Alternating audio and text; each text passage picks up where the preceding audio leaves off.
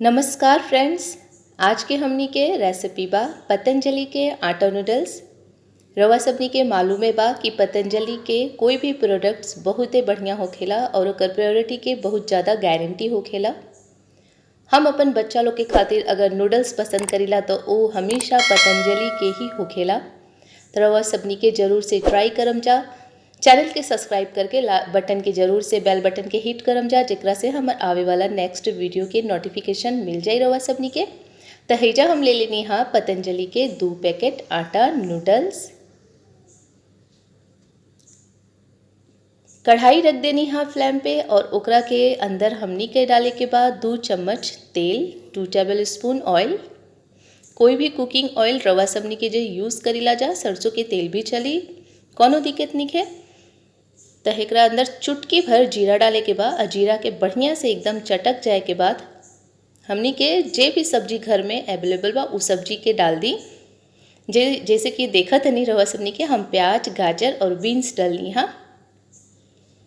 तो बस एकरा के हल्का फुल्का ही हमनी के कच्चा पक्का रख के पका लेवे के बाद, बहुत ज़्यादा नहीं पकाए के। पानी डाल देवे के बाद 2 पैकेट के अंदाज से। और अगर रवा सबनी के बच्चा लोग के सूप वाला थोड़ा पसंद बा, सूप भी पसंद बा नूडल्स के अंदर, तब पानी थोड़ा सा ज़्यादा रखम जा। हेजा हम मैगी निकाल लेनी हाँ नूडल्स।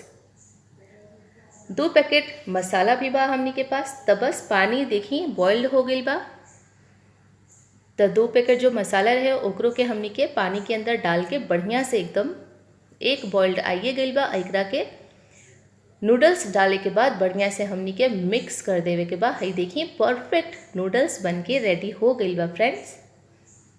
तो एकरा अंदर हम डालतनी बच्चा लोग के मनपसंद टमाटो केचप, टमाटर के सॉस। रवा सबनी के एकरा अंदर पास्ता सॉस भी डाल सकीला जा। हम ना डालम कहे कि हमार बच्चा लोग बहुत छोटा छोटा बारन लोग, उन लोग के खातिर बहुत ज़्यादा स्पाइसी हो जाई, तीखा हो जाई। तो फ्रेंड्स उम्मीद बा कि रवा सबनी के ये पतंजलि के आटा नूडल्स अच्छा लगल होगी। तो प्लीज़ वीडियो के लाइक करके अपन फैमिली फ्रेंड्स में एकरा के ज़रूर से शेयर करम जा, भेजम जा। फिर से मिलम दूसरा कोई वीडियो में, तब तक खातिर अपन ख्याल रखें जा। नमस्कार, बाय बाय।